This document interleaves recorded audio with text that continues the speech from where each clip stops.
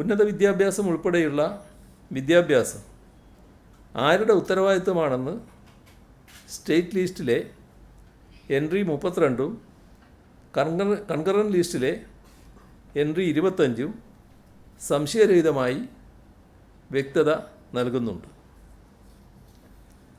ഭരണഘടനയുടെ 7-ാം ഷെഡ്യൂളിലെ union list, state list, concurrent list എന്നിവയിലെ എൻട്രി 66, 32, 25 എന്നിവ പരിശോധിക്കുമ്പോൾ സർവകലാശാലകളുമായി ബന്ധപ്പെട്ട എല്ലാ വിഷയങ്ങളും എൻട്രി 66-ൽ വ്യക്തമായി പറയുന്നവ ഒഴികെ യൂണിയൻ ലിസ്റ്റിൽ ഉൾപ്പെടുന്നതല്ല.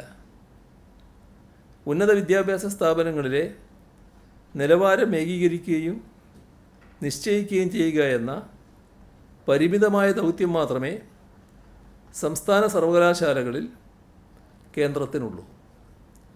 1956-ലെ UGC ആക്ട് പ്രകാരം നിർമ്മിച്ച ചട്ടങ്ങൾ യാതൊരു തരത്തിലും സംസ്ഥാന നിയമങ്ങൾ ഒഴിവാക്കിക്കൊണ്ട് സർവകലാശാലകളെ നിയന്ത്രിക്കുവാനുള്ള പദ്ധതിയല്ല എന്ന് ഡോക്ടർ BR അംബേദ്കർ ഭരണഘടനാ അസംബ്ലിയിൽ പറഞ്ഞതുകൊണ്ട് ഭരണഘടനയുടെ സ്പിരിറ്റ് കൃത്യവും വ്യക്തവുമാണ്.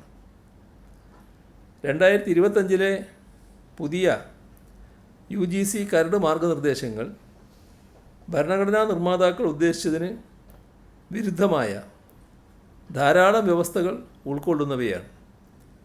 കരടിലുള്ള പല നിർദ്ദേശങ്ങളും രാജ്യത്തിൻ്റെ ഫെഡറൽ തത്വങ്ങൾക്ക് വിരുദ്ധവും ഭരണഘടനയുടെ അടിസ്ഥാന മൂല്യങ്ങളുടെ ലംഘനവുമാണ്. വൈസ് ചാൻസലർ നിയമനത്തിനുള്ള സെർച്ച് കം സെലക്ഷൻ കമ്മിറ്റിയുടെ രൂപീകരണം പോലും ചാൻസലറുടെ മാത്രം അധികാരമാക്കി മാറ്റുകയാണ്.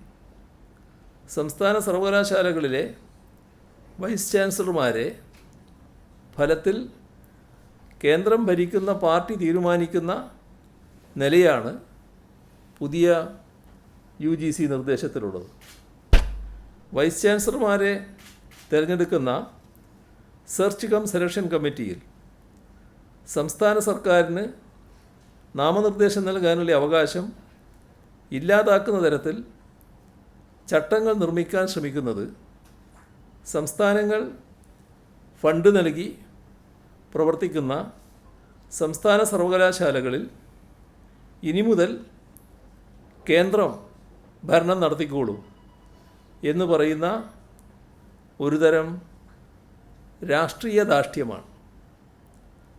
സാമ്പത്തിക പരാധീനതകൾക്കിടയിലും സംസ്ഥാനങ്ങൾ വലിയ തുക ഉന്നത വിദ്യാഭ്യാസ മേഖലയ്ക്കായി ചെലവഴിച്ചുകൊണ്ടിരിക്കുന്നുണ്ട്.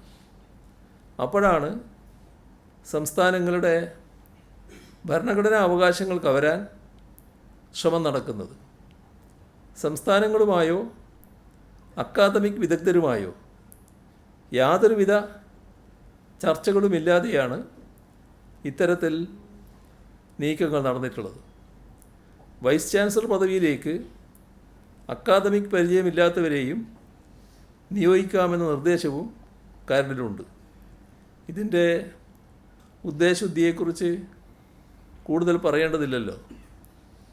തങ്ങൾക്ക് വേണ്ടപ്പെട്ടവരെ ആ പദവിയിൽ കൊണ്ടിരുത്താനുള്ള വളഞ്ഞ വഴിയാണ് ഇവിടെ കേന്ദ്രം പയറ്റുന്നത്.